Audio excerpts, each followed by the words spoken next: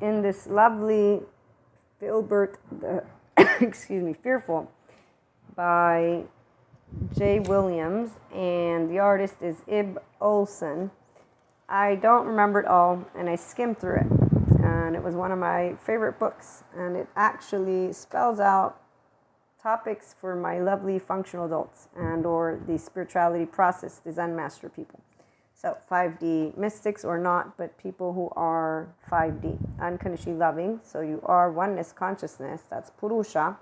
You can only unconditionally love in oneness consciousness.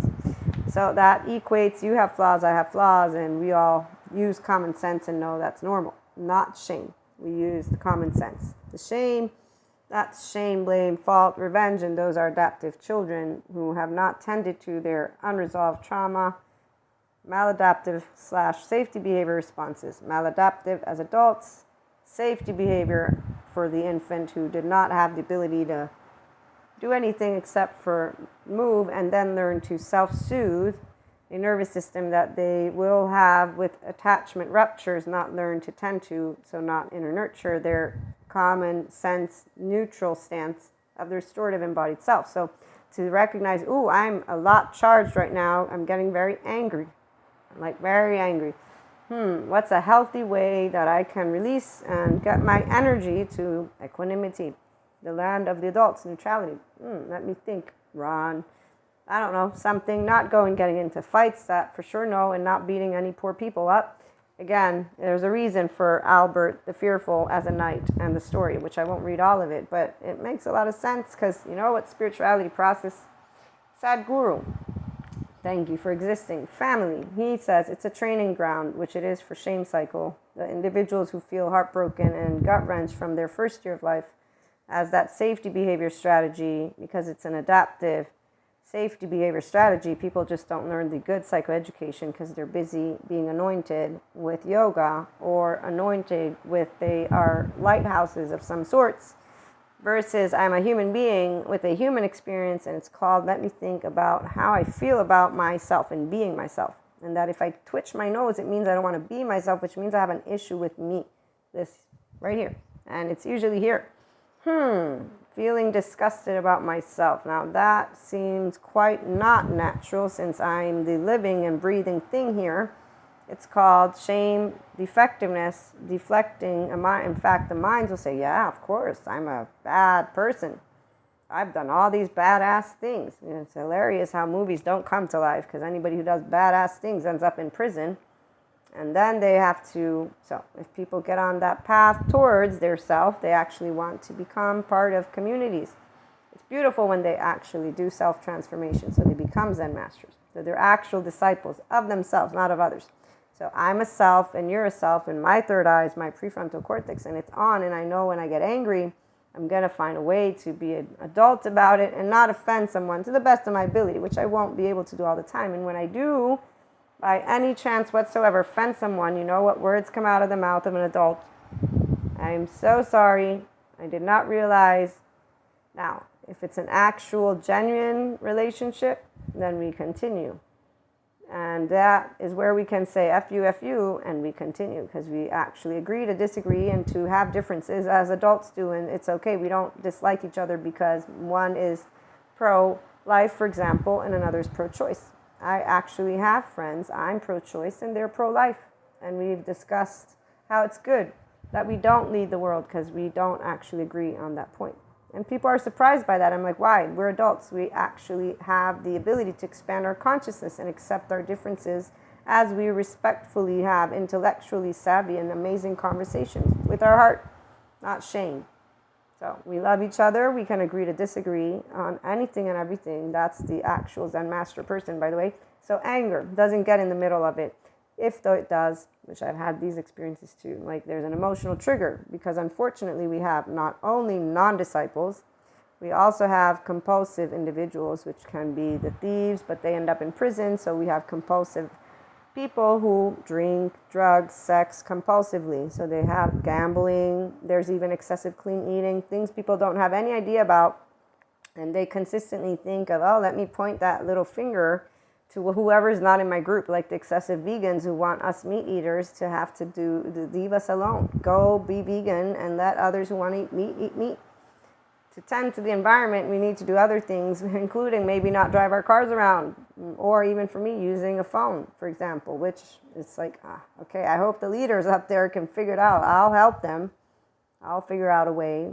That's what the adults know how to do. We will figure it out. Not up, we have to give up a piece over here, over there.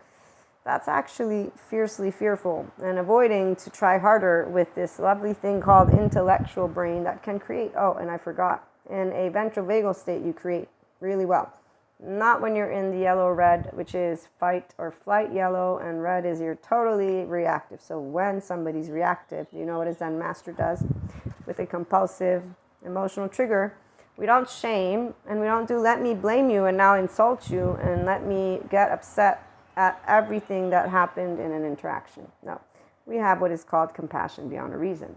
So we have the sense also to not actually put ourselves in danger and potentially get into something that's unnecessary. That those acts of bravery, all these knights that ended up dying except for one, and Filbert, who was fearful, but he was smart.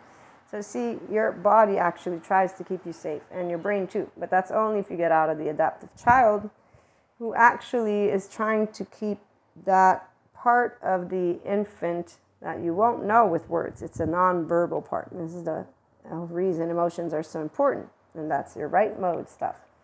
You got stupid, because the people who say emotions are stupid, to people who know emotions are what rule you, they're called sensations, and they are connected to your nervous system. So we say the person who's leading, they ain't no leader when they're telling somebody that the very thing that makes you a human being is stupid. And they apparently are very misguided, and we will immediately know that their poofiness is hiding beneath the surface a child that will not potentially get ever tended to, because you know what happens when people have grandiosity and charming traits and they actually gain popularity? I've heard about it. Yeah. They don't actually want to give up what they think got them there, because that 1-year-old is going to maintain a very specific and very uncomfortable feeling the minute that human being, who's now an adult, who's built a bunch of different things based on a false sense of bravery, might I add, so fiercely fearful, they're still fiercely, they have not shattered the compulsive shame defectiveness, because had they'd be compassionate beyond a reason, not shaming, blaming, faulting, or revenging. The fiercely loving know how not to chase the fiercely fearful, because when we see someone run away, we know they're scared, and they may put on a mask, and that can equate vengeance, malicious, what all these words people that are in fact not Zen masters use, because they forget what it means to be a human, or actually they don't even look into it, because if they did, they'd know everybody makes mistakes and nobody is their greatest, but they're too busy believing in the duality land of evil, which existed in religious institutions way back when, now exists in the 4D land, but it isn't in the 5D land. We have what is called physics, I'm still learning, and they explain a lot about this lovely field of consciousness. It's an energy. So we go beyond the spirituality stuff, the spiritual and the human elements on purpose, and no, our brain's not falling out. We actually are able to create a very much, wow. So the future is where science is headed. I didn't know that people would think we wouldn't create more. I mean, we did create computers. Did you think it would stop there? I'm not really sure why everybody is so, scared about stuff that, I forgot, they don't trust their own species. That sounds like the effectiveness inside the body of a lot of people, adaptive children and Maya land. And that's because if you don't know that you're a life, and so here, having a lot of sense enough to stay alive, it means you actually tend to yourself and say, yeah, I'm imperfect and flawed, so is everybody else, and I know how to co-create because I know how not to touch you or emotionally affect you, or mentally, because I have here, where that free will, the minute that I'm consciously aware of what's happening, I can disengage and use my energy and my emotions in a very different way. And if I need to, I can go and get a good somatic sensory and trauma expert. Instead of watching the movies that make heroes and villains look like the way life should be, or, like Mean Girls. Seriously, I thought teenagers would stay teenagers. Then I moved into adulthood. I was like, with the psychoeducation, they're all adaptive children. That makes a lot more sense.